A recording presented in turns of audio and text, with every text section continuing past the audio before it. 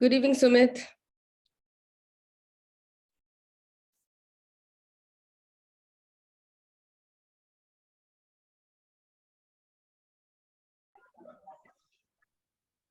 All right. Thank you so very much for joining the today's session. I think this could be the most wonderful thing that can happen.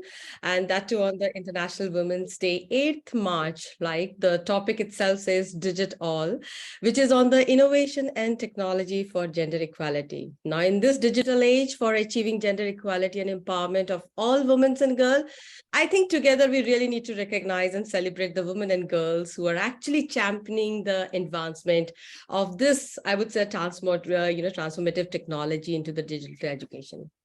Well, I, Dr. Anam Bhavalia, the director with Prism Philosophy and the chairperson with Indian Society for Training and Development, welcome wonderful ladies today who are going to be in the panel. And just to tell you about Indian Society of Training and Development, we are a good 6 decades old, society, and especially having a large membership of individual and institution. But I would say a lovely ladies in this particular Delhi chapter. They are not only coming from the L&D space or from the HR background, but from the government, from the public and the private sector setup, and indeed an entrepreneur like me. Well, let me just kick off the session and let me introduce to each one of you. Today we have with us from Kenya, Angie. Angie is been into the leadership space and she's been into the L&D domain, specializing into the communication and team culture and dynamics. Well, she worked as a high-end manager level with edge talent, and interestingly has spread her arms across Africa, setting up the Ramana Communication 7 years ago. To top it up, I think something interesting I would like to share about her. She has been recruited for the fellowship program in an organization such as Acumen East Africa and Village Agro Foundation in India. Welcome, Angie. Then we have Major Benor. Well, Army veteran to an OD consultant, a trainer with 13 years of experience and Army logistics, and then a decade of OD, intervention, helping a family. Kudos to you. Don the uniform very early in the life, being an active member of the NCC, which we call it National Cadet Corps in the college, and then joining the Indian Army as an officer. The most interesting bit was she became the first woman from the state of Gujarat to join the Indian Army and made a remarkable journey in the male-dominated organization by receiving a commendation for work done during Kargil War. And the most interesting one was Operation Pokhran. I think this is something, it's like I can talk and on about her, but we'll hear from her more. So welcome you, Major Benor. Let me call the third lady today, Miss Rashmi. She is a lady with a great set of experience, a result-oriented, not only into the product management, but also into the business consulting, project management, transition, transformation, delivery. I think, oh my God, she wears a lot of hats. Having a diversified experience, not only into the US, UK, Australia, New Zealand, but also in India, our country. Welcome, Ms. Rashmi. I think this is another interesting insight I would like to talk about her is, she was the first girl from her family who went for her higher studies and completed her engineering and joined the corporate world. I think something which is phenomenally great. So thank you so much, all of you, for joining and coming. And let me start from each one of you, right? Let me start with you, Benor. You have been from the major to, the organization development space. How would you define a one word for a woman and how they should manage in the digital world? On to you. Okay. Well, one word for a woman may sound very cliche, but I would still say I would use one word, it would be Durga, the invincible, because I genuinely believe that a woman, when she decides to do something, agar thaan leti hai, whether it is the corporate world or the home front, she will succeed in doing so. She's definitely invincible. Coming to the digital world, we had a word with Rashmi before. So she was saying that very few women are entering into the digital world. But very interesting, because I would like to link it to the army. When women were taken into the Indian army, they were taken more we were the intellectual ones who were taken. So we had to be like computer qualified. So I remember doing my BSc mathematics and then a diploma in computer science just to join the army. Because the men they had, they were from the National Defense Academy or from the IMA. So they were not very computer literate. So when they took women, we were the ones who were postgraduates and more educated. So we were known as the brains of the army initially when we were taken. So army actually went digital by taking us women into the organization. Wow. I think a great transition you're talking about into the professional space. Let me ask Rashmi, I know that you are sitting at that airport and you're flying to another destination. How would you describe that you are into the digital world and how are you managing? What is the one word for the woman for yourself? First of all, really sorry about the background noise. As you know that I'm sitting on the airport. I'll say for me, woman, if I need to describe, it's wholesome, sampoon. Woman in herself is sampoon. You don't need extra hand, though obviously Adi Shakti is not completed by the other part. But if we take major responsibility, if today we want to live at on, so we're empowered to do that. Now, second thing, digital. You can imagine that if I'm connecting this call from airport and don't not missing the things. So that's the empowerment of digital. And I really encourage that women should go into the digital world. Sorry, now I think it's good. Women should go into the digital world. They should be, they should. I'll say they should challenge themselves. Courage, break the boundaries, because if you're digitally advanced, not only professionally you are growing, personally also you will see that it will going to bring a lot of benefits, when it comes to work life balance, when it comes that you are stay up to the date with all your rights, and then you can fight around it. You need to be, say, digital savvy for that matter. Right. Indeed. So, I mean, today we are doing a session digitally. Imagine you are at a different world altogether. Angie is in Kenya. Let me come back to, Angie. Thank you so much, Angie, for joining, at the last spur of moment. You said that it was really, really great to see you a part of ISTD session. Uh, I know that in Africa, a lot of expansion is happening. The women are doing a fantabulous job into the digital world. And you yourself have really created a mark, yourself in the Africa. What is it that drives you? What is that one word comes in your mind for yourself as well as for the women? Thank you, Anubha. So there's many factors actually that go into enabling women here, and I'm sure in India, to get into the digital world, STEM education. And this, I'm really glad that you asked me to join this call, because it's something I'm very passionate about. Some of the things that are happening right now is getting young girls into tech spaces like coding clubs, seeing role models who are in tech, who are women. But the major thing I want to say is, like, for instance, my eldest sister, her name is Dr. Daphne Kagume, and she's a PhD in psychology. But I helped her when I was a university student. I helped her. Her research was on STEM education in Africa. And so we went to different homes, and we were interviewing the young women who are in the tech space and their parents.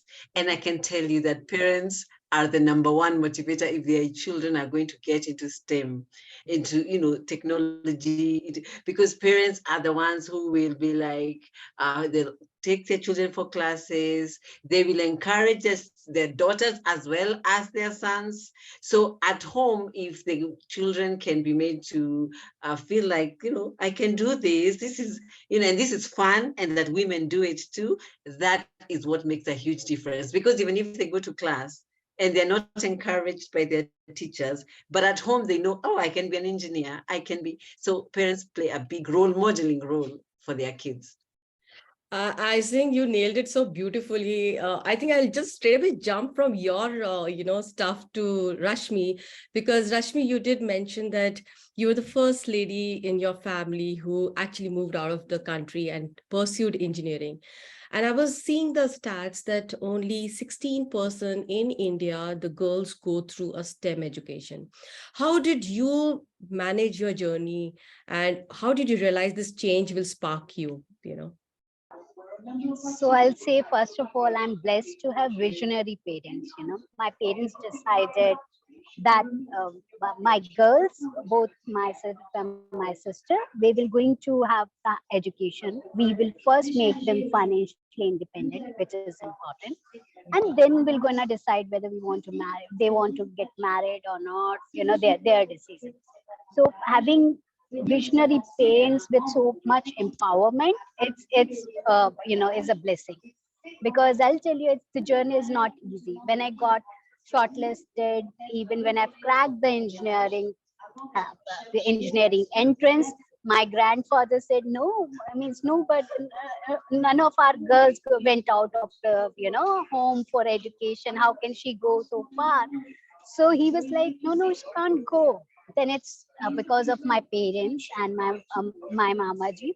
They took a stand, and then they did the counseling to my grandfather. No, no, she will be okay, and we will take care, and she is responsible and all that, and it's for good future. So I know it took almost a month to convince my grandfather to make me go out of, and then I've been. But somewhere I know, because since childhood I'm so fan of see, with a screwdriver to operating the things. So how it will gonna work, and how I'm going to fix this. Even if you remember in the old time that we have the electric plug, if the copper wire get broken, so whenever my dad was not home, I'm the one who did it, and who did it for whole street. So I'm so passionate. So I think you need to learn the spark inside you, and for that, sometimes you get influence from other, but I strongly suggest that people need to set, every girl or everyone, irrespective of girl or boy, they need to sit with themselves for few hours. I'll not say that you can go directly to meditation, but you need to sit with yourself without any social media influence, without any society influence, and learn what is there inside you, what is unique that you want to give to the world, that how you want to make yourself happy and serve the society at the same time. So that spark is important, and then you're gonna learn from yourself only, that spark is required. And then when I've seen that it's at one location, I might get, okay, I will not learn everybody's culture, so I will be restrict, because I'm coming from the middle class businessman family. Nobody knows the corporate culture, as you mentioned. Okay, so I've entered it, and initial struggle we'll discuss later. Initial struggle was really something that need to be gone through. But yes, I'll say, once you'll have it, once you determine it, and then I've said, okay, let me prove it with my work. I will learn, and for that learning, even if I have to go from country to country to have the perspective from all the world, and Mhm. have the open mindedness, so that's helping me growing, not only technically, that's helping me growing as a person also. So that I'll say. Interesting. Great thought about. Love the one you said that the parents have to, your parents being a visionary. Major Benno, I would like to know, what was your role of parents, and how did you shifted your career from being a major to OD consultant? What challenges did you face, and how did you overcome that? What sparked you? Okay. Okay. In my case, again, parents, in my case, were very empowering. Okay. So I was really lucky. I think, firstly, being raised, I had a brother, and there was no difference in the way we were raised. I mean, if I used to sweep the floor, he used to mop the floor. So I was never made to realize that I'm a girl and different. So that's hats off. And I think it also belonging to the Gujarat state, which is a little more empowering for women, a little more liberal for women, what I've seen than other places in the country. Another thing very surprising is my parents always wanted my brother to join the army because women, it was not open for women. So my brother studied in Sainik School, Balachadi in Gujarat, and he had an overdose of uniform. So he never wanted to join the army. So I remember my mother filling his NDA examinations. He used to sit in the garden, eat a sandwich, and run away. Never took the examinations. So when it opened for the army, it was something like, I didn't do it, so I am doing it. And like I said, when I wore the uniform, it was an absolute love for the uniform. I mean, the stars, I couldn't just, getting the stars on the shoulder was the most empowering feeling as a woman and, being independent. So this is what the army gave me. And the army is a way of life, But when we women were taken initially in the army, we were an experiment. And we were actually taken for just 5 years.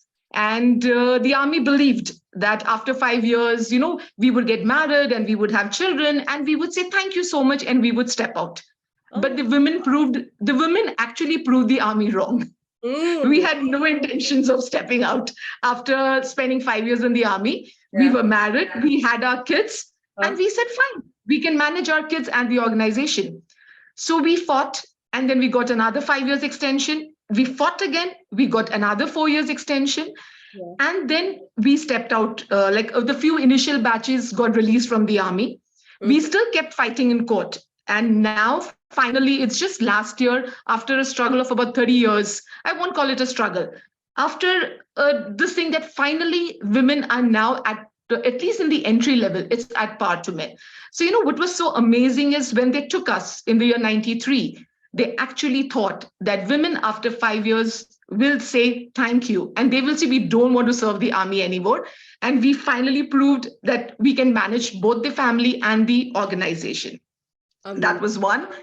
And when I stepped into the corporate, honestly, it was scary because I joined the army when I was 21 and just straight from the college. So I didn't know any other way of life.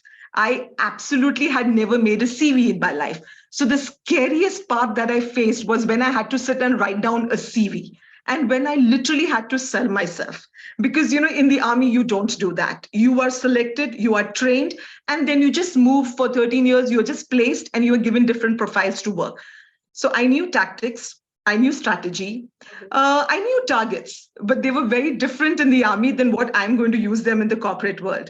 So it took me some time to firstly get out of the army mode, to relearn, to just, first erase everything that I had learned so far, keep some of it correlated to the corporate world, and then step back into the world to work.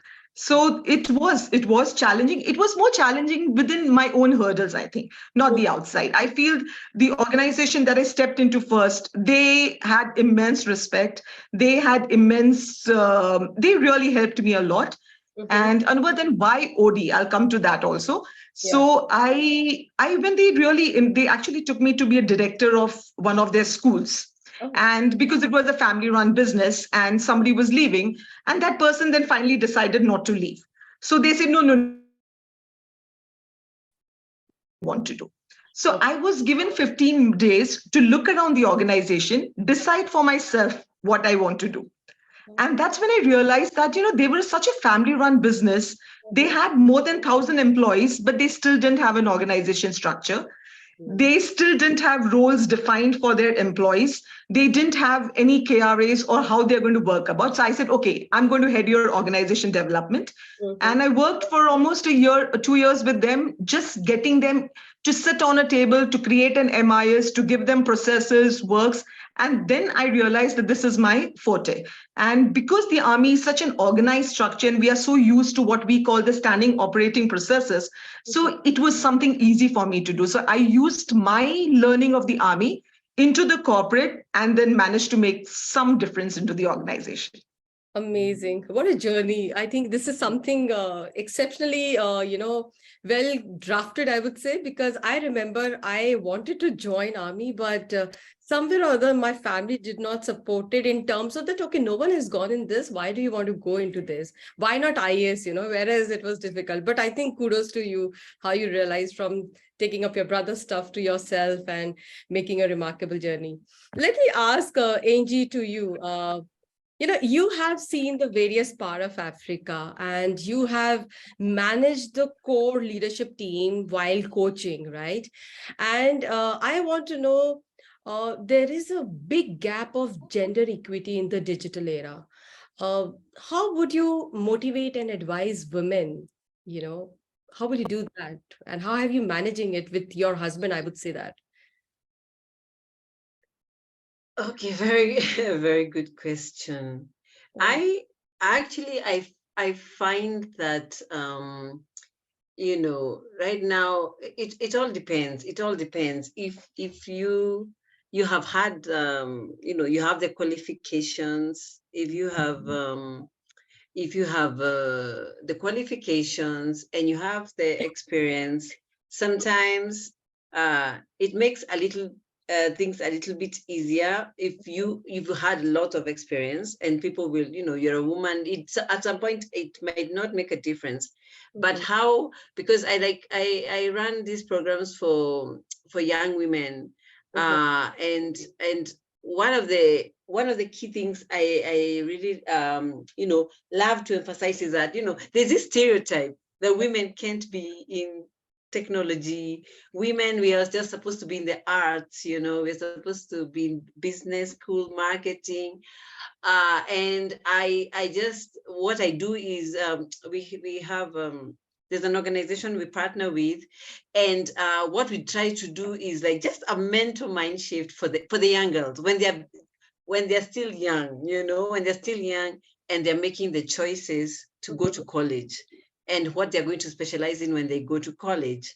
And at the same time, I think it's very important for the role modeling, as I keep saying, and I said that earlier, I think role modeling plays a really huge role in getting young women to take up STEM programs. And right now we're living in a digital age, right? And in fact, I think one of the things that COVID did was, now everybody, because of COVID, people had to work from home on their computers. And then people realized, oh my goodness, we can work from home. So I can actually even be a mom. I have a job and I'm in the house. I don't have to, commute every single day. I don't have, and so opportunities are coming up. Right now in Kenya, we have lots of people now working online by themselves in their houses, doing whatever they have to do. I know this is different from the STEM, what I was talking about, getting into the engineering fields, the IT space, but tech can be used to enable us to live the kind of lives we want to live. Because as you're saying, in India, it's like, oh, you're getting into marriage, right? So why are you doing this? Or the women feel like they will not be able to have a family if they get too much into, she was in the army and I love her story. I wish you have a book. I'd love to read your story, actually. It was so nice. So there's lots of parameters, but encouragement from home, boot camps when students are still in high school, because I think high school we can be really influenced, because at that time we're just looking around, wondering, what am I going to do? And yeah, and in terms of, I think you asked about business. I just think, personally, I started my training. So I have been training actually for many more years than the ones I have in my resume, because I was in a club called ISEC when I was in university. I think there's ISEC in India. ISEC, actually, I started my career in India. After university, I came to work in India for a company called Alcatel-Lucent in Chennai. I lived in India for some time. That's where I met my husband, Siddharth. So I started in communications, but then after doing that for a year, the program ended, and I still wanted to remain in India. And I went into training. I found this fellowship program called Vilgro. And Vilgro hired me to work on their fellowship program. And so I learned so much, and I realized, oh, I want to be in training. This is where. So I used the opportunity presented in front of me to figure out oh, this really excites me. I was working with the professors of IIT Madras, with the fellows. I was bringing them to train fellows the fellows I was managing. And then that sparked something in me. I was like, these people are doing so much. My fellows were going to villages in India, running programs, working in social enterprises. We're going to Madurai, Hyderabad, we're traveling. It was really inspiring and made me realize, oh, you can make a difference by impacting people and helping people find their joy, their spark, whatever it is. So that's what I do. I'm a catalyst right now. I'm a catalyst for the growth and development of others, And so I don't know if I'm answering your question. I'm saying lots of things, but I think there's, following your passion and role modeling, and also just looking around and trying to find what is that thing that excites me that I can contribute to. Wow. I love the word, the catalyst that you use for we women. I think too good. It's like something exceptionally well for today's era, Let me take up some questions from the audience. If anyone have to ask any questions to the young ladies here with us. Okay, I see one question coming. Yeah, sorry. Yes, thanks for the discussion. My question to the panel is that currently even in the technology domain also there are some systemic biases because of obviously the non-inclusion of women at large globally, right? So how do we ensure that those systemic biases do not creep in? What are the interventions which are required at the macro level? Thank you. Great. Thanks, Yashwant. Are you going to address this to any specific lady or anybody can answer it? Anyone can answer. Oh, thank you. Perfect. All to you. Okay, so let me take this. Yashwant, when you're saying the systematic biases, what does that mean? What you want to address in that way? Yeah, so as per in fact, UN Women's report, which says that after studying more than 130 plus AI systems in the world, right? 44% of them they have some sort of a bias towards the gender, for example, right? So those kind of situations, how do we take care of those situations within the overall technology ecosystem? Thank you. Absolutely, thank you. So when it comes to the conversational AI, or the studies that you have said, and even I've also gone through the articles which Harvard and some the studies have populated. So it's with something that we need to change from the scratch, right? From the level that we have the acceptance in the society. So how the system, how we make, when I've come saying we, Techie makes the content, how you're going to make the content, it's a basis on the data analysis, right? What level of data customer or the users has the acceptance, right? Yeah. So it's about, one is unconscious biasness, which is coming, because when it comes to cricket, so you have seen that there's a LinkedIn or as well as the survey going on, that whenever we enter the cricket captain, why it's only given all the male name, why not the women names are coming? So it's something that's because of the data, because systems is working on the data, purely on the data, and the data is written in such a way that everywhere we have made it men heavy when it comes to the technology, when it comes. So we are working on that, so we have the unbiased data, but it's also about, because when it comes to NLP, when it's come to AI, how it's gonna prove more and more right. So you have seen that the first robo which we introduced is the Sophia. It's not the male oriented, and so that we have more and more inputs from that way, for more and more acceptance in that way. NLP learns as the data grows. You have more data, you have the more possibility the correction of there, right? So I think this we need to put from the scratch, from the one when you're upbringing your kid, right? When you're training your kid, whether it's a girl or a boy, how you train a boy kid that go ahead and jump from the high, whereas when you're training the girl kid, what you say usually, you'll say go safely and all that. So all these words which nowadays systems are picking, it's, they associate girl with the safe, they associate girl with all these things, and the incidents happen. So I think to change the system, especially when it comes to the conversational AI, when it comes to the technology, we have to work a lot on the data available. And that's where we need the intervention from all of you. And it's not only women can change the world. If we're going to say in Satya Yoga, if we'll sees a system, if you're going to say in Satya Yoga, we have Yantnaris, the Pujate, Ramante Tatra Devta, the empowerment of women, that wherever you worship woman, Almighty sits there, right? We still now we worship Ma Saraswati for education, for music, art, Ma Durga, Ma Chandi for power, Ma Lakshmi for wealth. So it means in Sat Yoga we have a good data that says that women are empowered. In this yoga we have, I'll say, normalized data, whereas I believe our last two generation they fought a lot to have the basic right. Now our turn is that we need to make sure that we are creating that content, we are creating that data which says which will going to give the practical view of the woman equality. Not only that woman day is coming, so okay, we're going to do all the women session, will empower the women for few days and then okay, tata, bye bye. Not that. We have to make this in part of our DNA. We have to make this thing happen, and that's how we can change the unbiasedness. So for the technology, we have to create more and more, I'll say, the data, and the data can only change from our BAU behavior that we need to build in the DNA. uh, that's from my end. Anyone wants to add? I think you nailed it very beautifully. I hope, Yashant, you got the clarity on this.